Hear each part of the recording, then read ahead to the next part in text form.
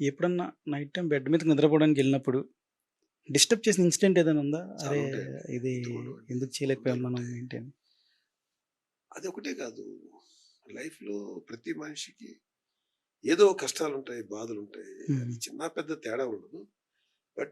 అది అయితే ఆ కష్టానికి నువ్వెలా రియాక్ట్ అవుతావు అనేది ఇంపార్టెంట్ తప్ప, ఒక్కొక్కడు చిన్న కష్టానికే ఆడు తలకిందులైపోతాడు. హ్మ్. కొంతమంది ఎంత పెద్ద కష్టం వచ్చినా భయపడరు. హ్మ్.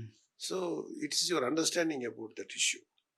ఓకే. ఇది సాల్వ్ చేయగలిగాం. సాల్వ్ చేద్దాం. సాల్వ్ చేయలేము. కొంతసేపు ఆలోచిస్తాం.